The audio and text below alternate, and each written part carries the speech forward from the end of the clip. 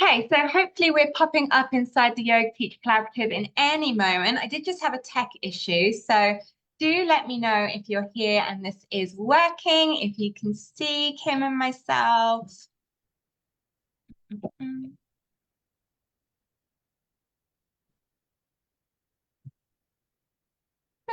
There we are. Okay, I can see us. We're going to leave it just a couple of moments before we get going for giving you a chance to see the notification and to come and join us. I know many of you are going to be doing this on replay, so let me know in the comments when you are doing the replay as well, and any questions for Kim or myself. We're very fortunate to have such an expert sharing their wisdom and their time for free today.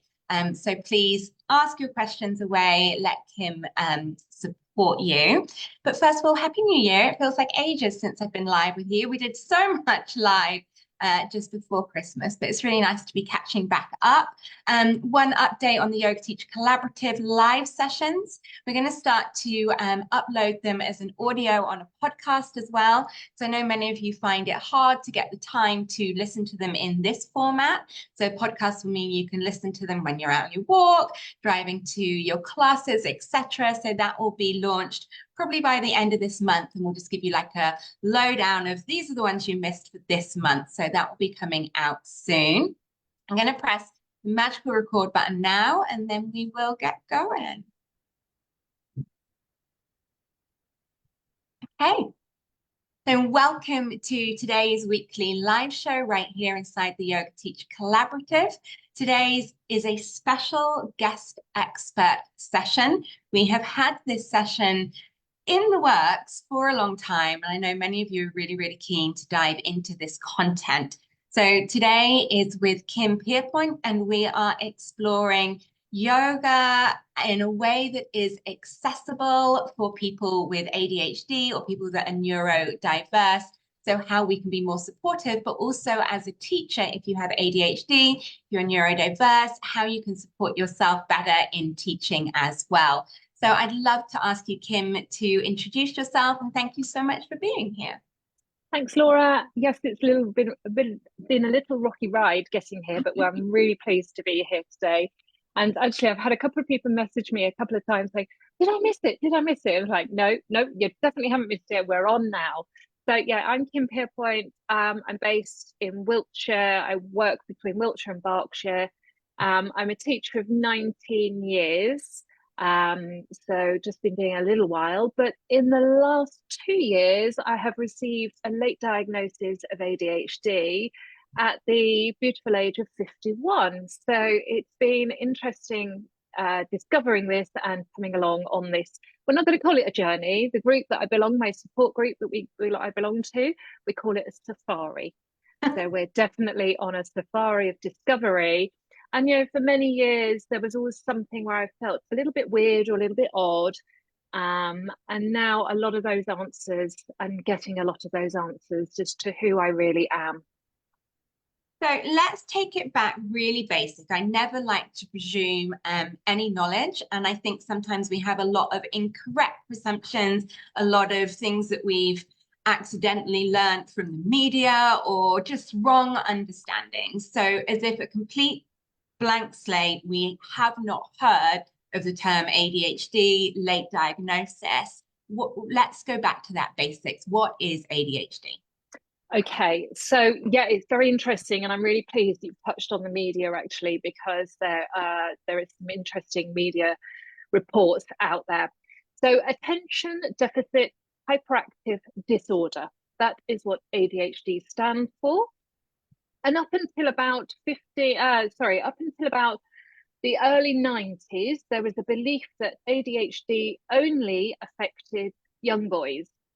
Girls couldn't get ADHD at all.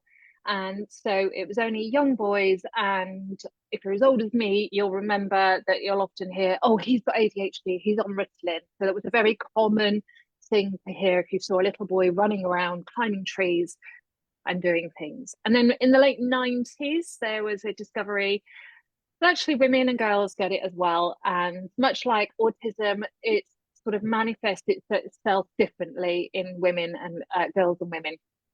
And in the last 2 or 3 years, there's almost been a 20% rise of late diagnosis. And the reason being, it really is down to social media.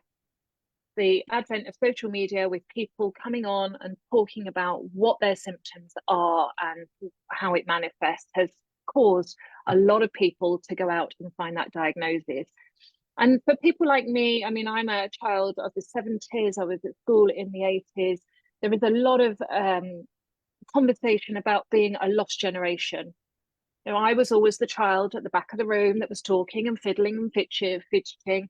My reports always said if I didn't stop talking, I would do better if I concentrated. And that's very familiar with lots of women and lots of people. But there are other things as well. So there are 3 types of ADHD, okay? So when you go through diagnosis, you may be diagnosed with the inattentive diagnosis. So that's attention deficit.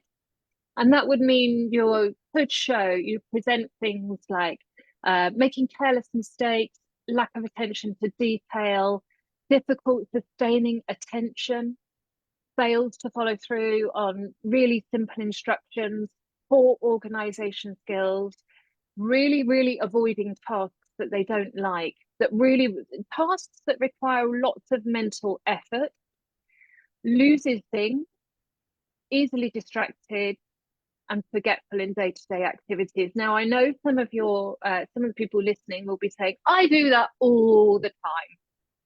So what makes it slightly different? Okay, so a friend of mine, she wears glasses, so many of us do. And if she doesn't remember to put them on, bear in mind, she needs them to see, but she can forget to put them on, and she forget to leave the house without them on, which will give her a migraine. So she has 6 pairs of the same prescription, just to enable the fact that she can that she can remember it.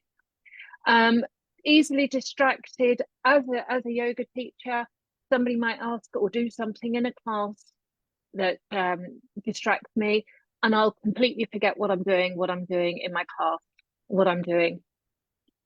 I'll also, again, even in this conversation, I will find that I'll be mid-conversation with you and think, crikey, what was the question? I've got no idea what I'm talking about. So there's some of the symptoms of inattentiveness. And then there is the hyperactive or impulsive diagnosis.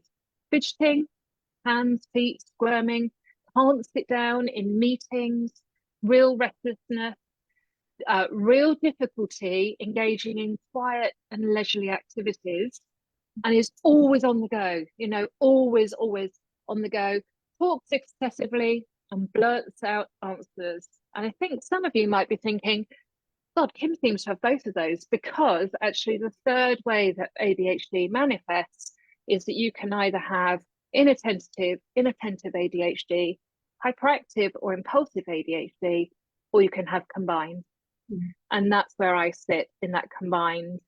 So with that hyperactivity comes a lot of impulsivity. So literally talking to you guys today, something will pop in my head and I'll go, oh great, that's what I'm going to teach next week. So I find it very difficult to stay on track. I see a lot of conversations in your group and other groups with people saying, I'm going to put a theme on this term, and I'll start 2 weeks on the theme, and then I'll forget what the theme is, or I'll get distracted. I'm like a magpie. And on the go, I am on the go all the time. This morning I went out for a walk. I try to walk every day, went out for a walk. We've got a lot of flooding here. I was out for an hour and 45 minutes because I got stuck 3 times trying to walk around. I try only do 30 minutes, but it was like, wow. So I'm quite high today. I've got a lot of dopamine flowing through, partly anxiety talking to you, but also because I've been out and I'm sort of quite high. And that's how I describe myself, really. Often it's misdiagnosed with people who may have anxiety or bipolar. That can be those do exist, but they can run alongside ADHD as well. So it can be quite difficult to diagnose, but it is real. So that's one thing I really want to say, because some of the bad press we've had just recently have sadly come from white, middle-aged males, cis males, who are saying, well, we're all like this all the time. So it's just the fashion, everybody's jumping on the bandwagon. But my answer is actually, we are a lost generation. Mm. And that's why we're coming out of the woodwork. So I work quite a lot with women from probably the age of 25 up to 65 who are going through these diagnoses and coming to terms. And the other thing that on perhaps that real thing for a second there, because obviously Gabor Mate's been saying a lot of things, and I find myself very easily pulled between this, but actually it doesn't matter.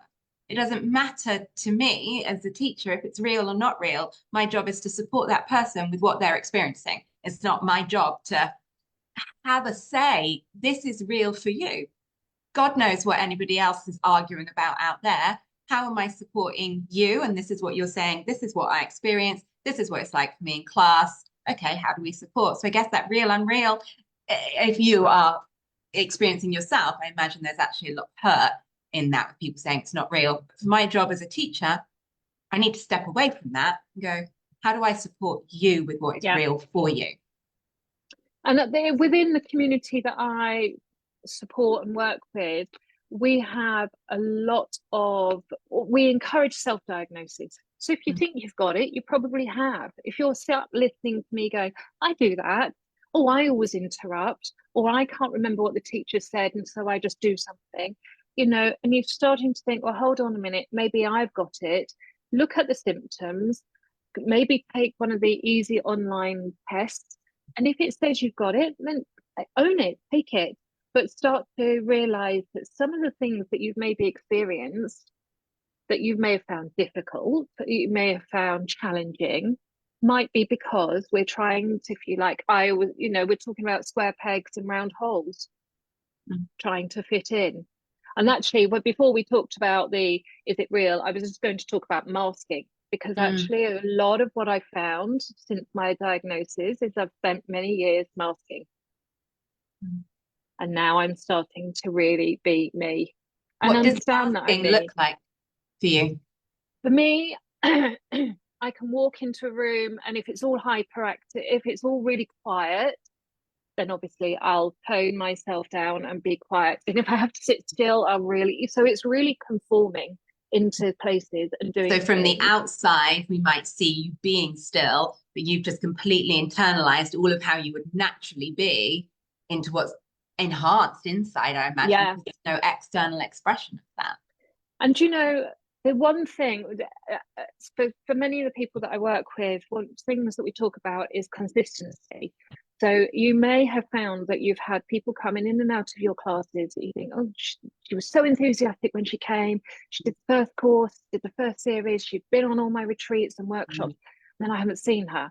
And then you might bump into her in the supermarket, and she's a bit like, oh God, I know we've all had those experiences. But the thing is that consistency can be quite difficult. And we also really get hyper focused. So maybe you've had those participants and those clients in your work, in your classes, and you've like, God, this man is doing it. Everything's bought everything I've sold, everything, because it's probably their current hyper focus. And that was 100%. Typical of me. Yeah. And it's how often we take that personally as teachers, and it's not about us. You know, what's that person going through? How can we be supportive in that? And I know you said it is your mission to increase awareness of neurodivergent participants in a yoga class. What was your first experience of being in a yoga class? Well, one of the things that really I struggle with, and I've only realized I struggle with, was when they said, come and lay down on your mat into Shavasana. And actually it was a Yoga Nidra class, and they said, do not move. How many of you have looked at the Yoga Nidra books by anyway, doesn't matter, there you go, I've got no idea who I'm talking about, but if you read them, they've got scripts in it. It says Yoga Nidra cannot be performed, you must not move, you must not move, you must not move. I don't have a very good practice, because now I'm working really hard. I'm not actually even following the instructions of Yoga Nidra, because I'm working really hard to be still. Mm. So it's really challenging for me. So over the years, when I teach yoga nidra, or if I teach restorative or yin, Yeah. if you need to move, you need to move. And actually, that doesn't need to be necessarily about being neurodivergent. It's real. Mm-hmm. It's just a real thing. Mm. If you need to move, you need to move, because actually, who really relaxes if you're being told you cannot do something? Yeah. Yeah. But it's having that in mind and being mindful to say, if you need to move, that's absolutely fine. If you need to rearrange your body, that's absolutely fine. Yeah. And giving them people permission, rather than some of the old style teaching, which is not around so much these days, but there used to be a sort of dictatorial way of teaching. You must, you should, you need to, your alignment, and actually what I discovered is that when I can't do something, I don't want to do it, and I don't enjoy it. And then I realized that as a practitioner, when I have been taught by somebody who's saying, you must, you will, and it is a particular lineage that I've had experience where that's happened, and I'm not here to shame, but there has been particular style of teaching where it's must, and your alignment must, and you must this, and you must that. And then I get angry, Mm-hmm. and I've got no practice. Mm-hmm. And what's amazing is that actually you stayed with yoga, that you didn't run a mile, that you stayed with yoga and you've been teaching for 19 years. So if we think, I think for a yoga student, there tends to almost be three parts of their journey: that interest in yoga, and then the challenges of getting through the door to our first class. And then there's the challenge of the first class, the first 1 to 3 classes, a make or break. Either someone decides in those first 3 classes, yoga is not for me, it's not for people like me, or actually there's something in this, and then there is the ongoing journey. So if we look at those 3 parts, for someone who is more neurodiverse, what is the challenge at getting me into the room to begin with? Okay, so my experience is that their perception of yoga through images, whether that be social media or book, is perfection of the body. It's the quietening of the mind that they've heard when people talk about meditation and this stillness of the mind that is challenging for them to even step over the threshold. And the amount of times I've heard, I don't do yoga because my mind never shuts up. Yeah. And the reality is, for me, as personally, and the way that I teach is, tell me someone that really does have that experience. Yeah. Because the media, the books are all, and some of it's deep-seated ancient philosophy, but where we've learned differently about our bodies and the mind. Some of it still holds true, but some of it now needs just to be slightly more adapted to be friendly, diversify. Mm. When So they're that in the change sorry, go in, on. sticking with that, we can change that in images. We can have, images of a more broad range of people doing yoga, doing more broad ranges of poses, just being more real, so that social media marketing actually reflects what asana looks like in a class in a village hall. But what about, the language about calming the mind? What would you prefer to see written when Well, it does I come think, to the mind? yeah, I mean, I never use the words calm the mind. I Yeah, normally come along to anchor the mind on the breath, yeah. or think or be aware of what's going on. When we get on our mat, how many times have us teachers or practitioners got onto the mat? Maybe you've just driven, maybe you've walked, maybe you've just left work. Tell me, okay, I'd really love to meet the person that walks in and goes, oh yeah, I've forgotten about everything. Because the minute you get onto your mat, there's this sort of residue. I like to think of it as dust. So, Mm, if you blow dust, it blows up into the air. And that's where you are when you walk onto your mat, divergent or not. You come in and all this dust is floating around, and mm, it just really needs to settle. mhm. And it's not necessarily going to settle to still. There's going to be floating bits. I'm trying to remember. Or I tell you what happens to me when I come to the mat as a practitioner. I get onto the mat, everything settles, and then my brain goes, "Oh my God, we never emailed Joe. We Mm-hmm. must remember to email Joe. Shit, yes. Oh God, I forgot to pay that hall." It's a really beautiful time for me to consolidate those things. Mm. And I encourage my students to, I say, if this is the time where you're just remembering things to do, plan it, enjoy it, Yeah. I get because then my they can best let go. ideas in Yeah, Shavasana. Yeah. totally. Okay. Yeah. So imagery, words, language, much broader spectrum of what yoga is, not really constantly focusing this, stilling the mind, stilling the body, but just giving much more permission, many more examples of what is normal to be going on in the mind. And then what are the other challenges you think to um, arriving at that first class?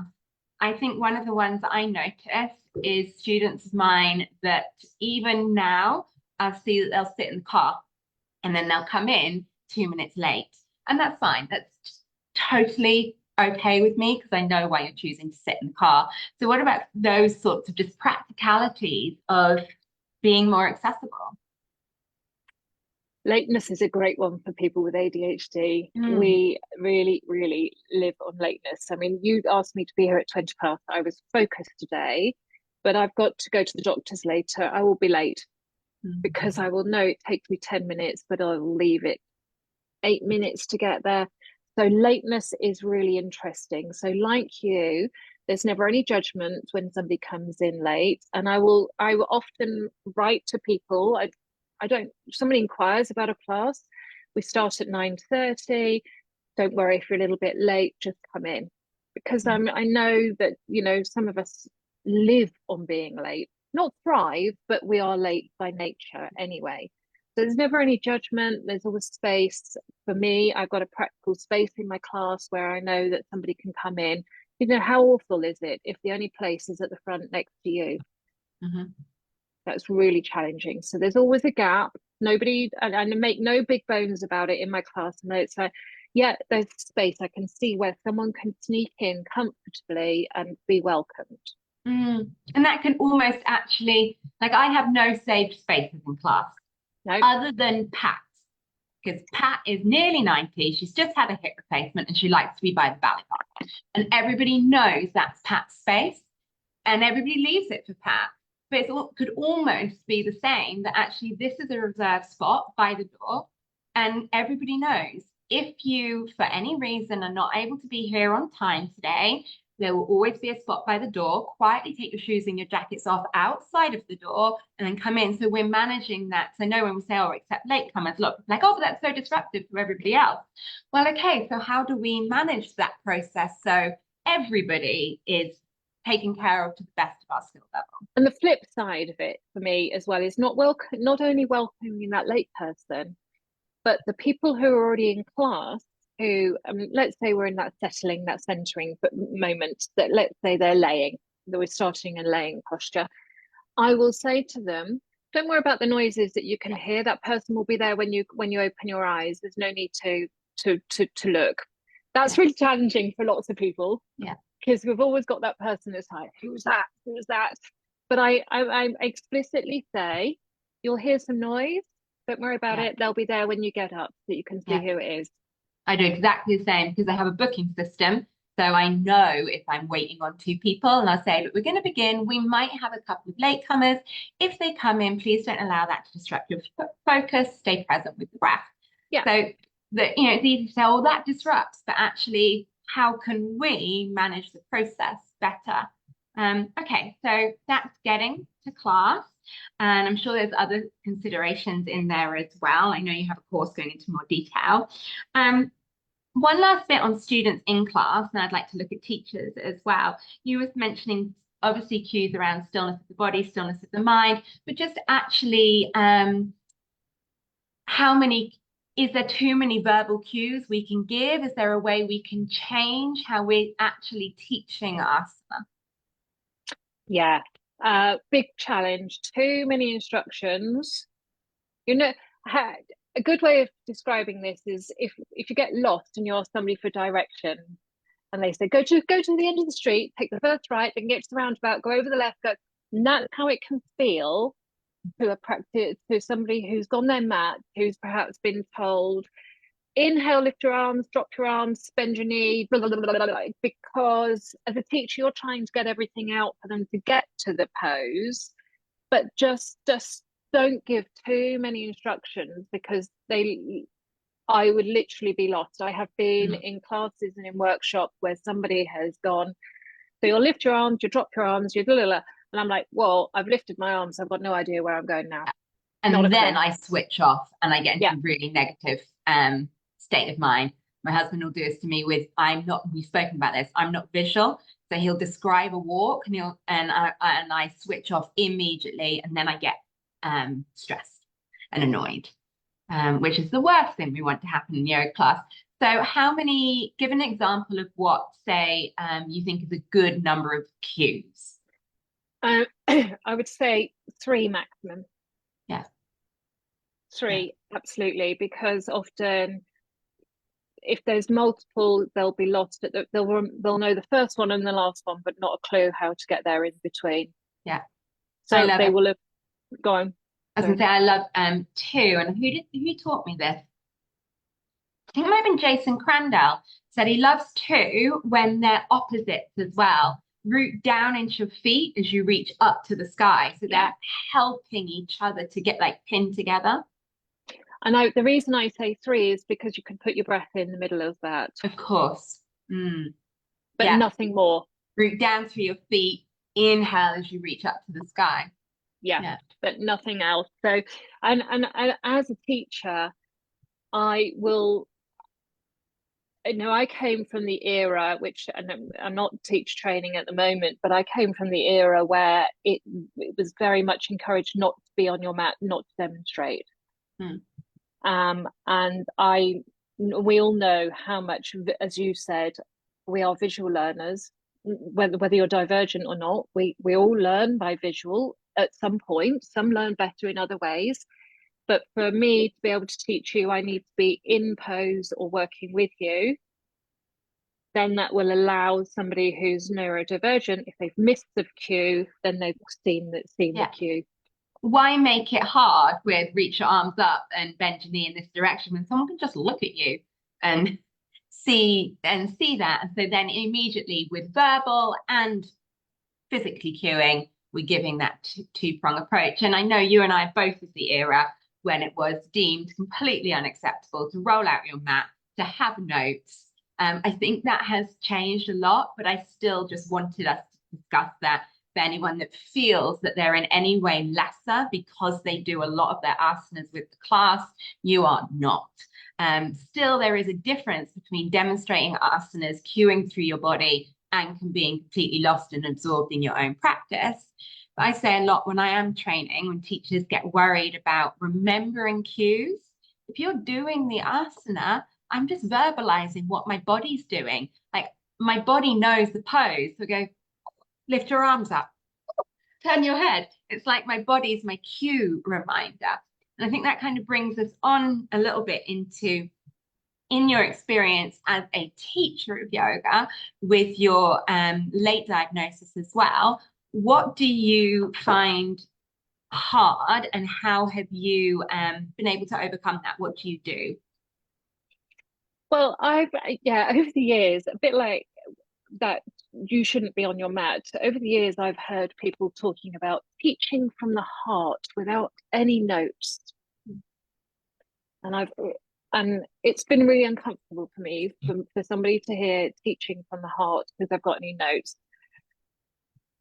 I will be distracted. So if somebody stops in a class and asks me a question and I'll get so excited. Oh, someone's asked me about hamstrings. Let me talk about that. Oh God, what were we doing? Where were we going? Where were we going? So I have my notes. I'm 19 years in, I'm still writing lesson plans. They don't take me long, as long as I've got something, because if I'm distracted, I have a random thought, we have a question in the group, I then go, God, what are we doing? I look down, it's all stick men. I draw it, I would draw stick men as quick as somebody can write kanji in Japanese. So somebody really, really quick these days. I look down, I see one pose, two poses. Oh yeah, that's what we're doing. So notes, I absolutely feel notes are really, really important. I always arrive to yoga, to my classes, with my yoga bag. And somebody said to me, what do you carry in that bag? I carry everything because I never know when I'm going to need it because something might have changed. So literally in my bag, I can have blue tack drawing pins, all really obvious things to do with my note and sticking up signs. But at the same time, I've got script of relaxation and meditation because I can teach you meditation and relaxation without script. But if I'm having a bad day, I've no idea what to tell you to do. And that's been a really difficult thing to admit because of the culture of being, well, you've got so many years under your belt, you must know what you're doing. Yes, I do, but not if I'm having a bad day. I'm pretty hyper today. My dopamine is high. As saying earlier, I went out for a walk that took triple the length of time. A little bit anxious of this conversation today. So I know I'm quite hyper, which means I'm probably really easy distracted. So when I'm easily distracted, that means then I'm likely to forget what's going on or what I want to do. But if I've got everything in my bag that can help me, right, we're coming down into Shavasana, I can open my bag and I can pick up and like, oh yeah, there's wonderful. There's one on rainbows. And I can just use it as a prompt. I may not read it word for word, but it's like something.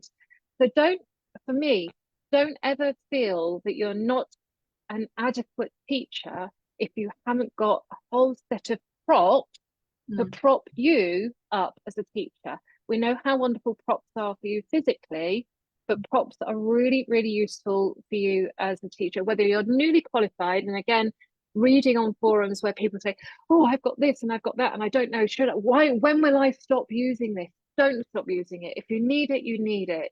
Don't be told otherwise. And I think it's the flip side of that as well, because I'm a stick girl lesson planner too. And that's how I work. And I know I will stick plan. It takes me half an hour to plan a class, and I might stick with about 60% of it in the moment.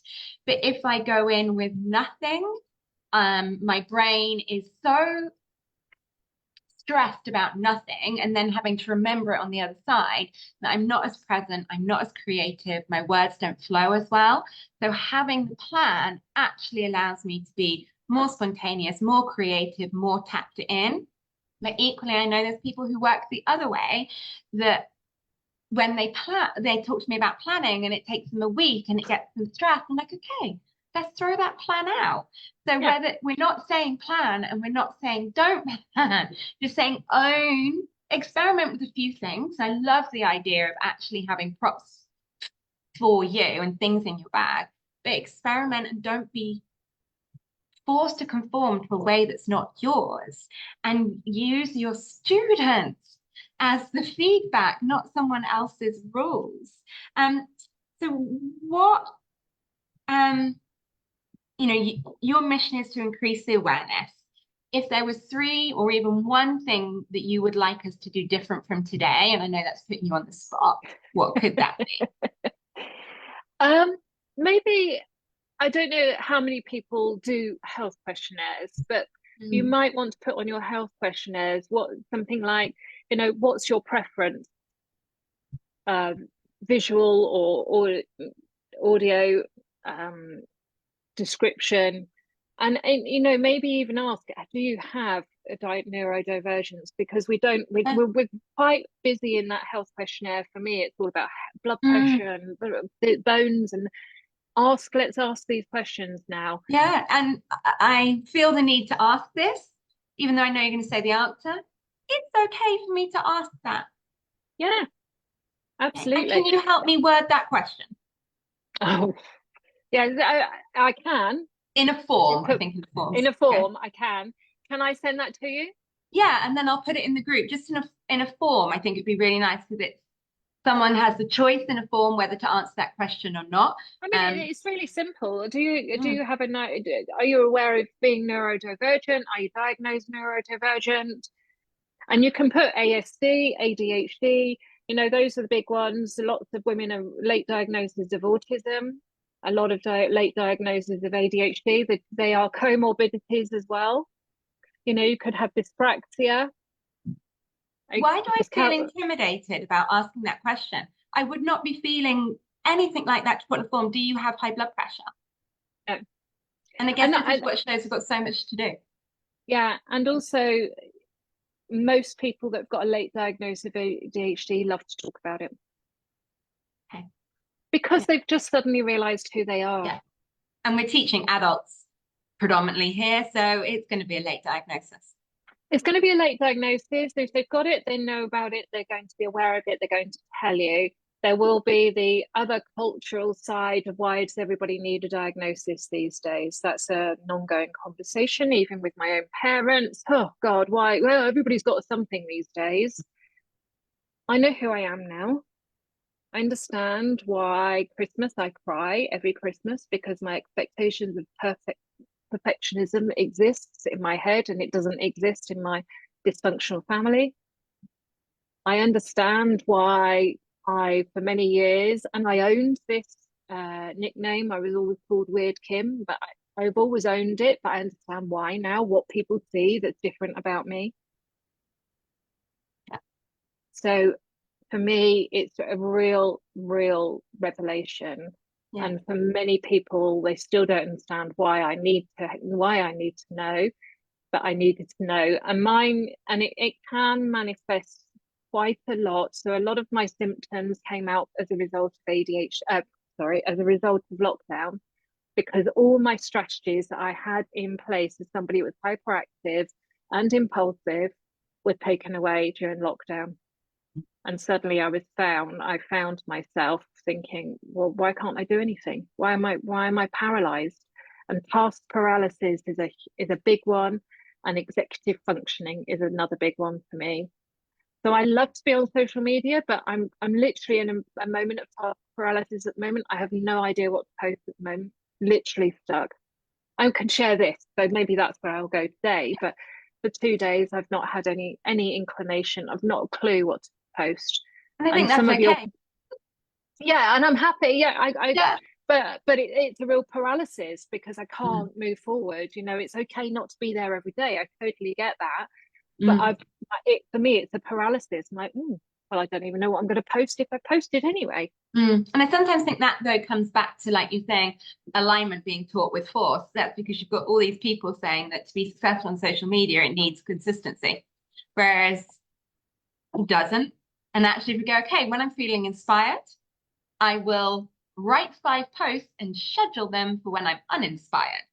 And other things we can do like that. Exactly. Yeah. I mean, the biggest thing that I recently did with in terms of social media is I set up Yoga for ADHD UK as an Instagram page. And I talk about the fact that I teach 15-minute blocks because that is accessible to somebody again with ADHD or neurodivergent, committing time and consistency, small classes. And again, I know that can be a little controversial with old school thinking. I mean, when I started teaching, it was a 90-minute class. Mm. In fact, I inherited my first class as a 2-hour class, and I thought, there's no way I can do 2 hours. Mm. Not, and then it became 90 minutes. But actually, short little classes is enough Yeah. to give somebody yoga, Yeah. philosophy, meditation, dopamine, Yeah. and feel good. Yes. And it's better and do it. It's better we do Yeah. 15 minutes and say, I can't do that for 90 minutes. Okay, so go to our registration forms and consider asking a question of, do you have a neurodivergent diagnosis? If so, how can I support? How would you like support? More kindness and accessibility around lateness at class, more diversity in the images we're sharing of yoga and the language we're using, especially around stillness and quietening the mind and what the mind and controlling the mind, just allowing the mind. I think that's terminology, isn't it? It's about saying, not using these words that can be quite dictatorial. Yeah, yeah. And just hearing that we say them and then we can change them. Yeah. Anything else that you'd like us to take away today? No, I think if you're listening to this and you're saying, "Oh my God, I do that," don't beat yourself up. Just go forward now and just have these things in mind. You haven't done anything wrong, and I'm not saying everything I do is right. So just go forward and find your way and with the people that you're working with. So this is not a must, because the thing about neurodivergent people and ADHD, it manifests in hundreds of different ways. Mm. So I can't give you everything because I don't experience everything. Yeah. No, thank you for the kindness, the education, and the compassion as well. And as I'm sure you can tell, we've just barely scratched the surface of, as Kim saying, it's such a broad topic. And we've been looking at, what is ADHD, how might it affect students, and how you can support yourself as a teacher if you're neurodiverse as well. But I'm really excited to share that Kim actually has a workshop on inclusive yoga teaching, how to incorporate ADHD students. And it's next Saturday afternoon online, and there is a replay available. I honestly think, as a service to our community, it is the kind of workshop each and every teacher should do. Kim, I'd love to talk to you about getting you over to my teacher training. I didn't realize you're only Wiltshire. I'm Hampshire. I really think that there's no way we can teach yoga and not have neurodiverse students. So I think it's absolutely essential training. Kim's online workshop for inclusive yoga teaching, supporting students with ADHD, is £45, but Kim has been very, very kind and is giving a discount for everyone here in the Yoga Teacher Collaborative, so it will be £35, and I really think this is essential community service. Kim, how do I find a link to that for people to go and find it? Is it on your website? It's on. Can I send it to you? We pop it in this group straight away. That will be much easier because it's in all sorts of places. It's not on my website at the moment. I'm just building yoga for ADHD website right now. Perfect. So, but I will send it immediately. And I will put that straight into the group. So remember, it's next Saturday, but don't let that put you off if you can't do next Saturday, because there is a replay. And for me, it's an essential community service. And obviously, there'll be links for social media for Kim as well. Any questions, any reflections, any of your own experiences, anything you'd wish to add to this dialogue, let's get going in the comments, because as Kim said, she's talking from her personal experience and her experience of 19 years of a yoga teacher. And she said she attracts a lot of students who are neurodiverse, but that still won't cover everything. So let's share with compassionate hearts and non-judgment any experience, lessons, and takeaways. Kim, thank you so very, very much. I'll definitely be signing up for that workshop myself. Which I'm doing next Saturday. It might be a replay, but I'll definitely be there. Thank you very, very much. Just going to end our live.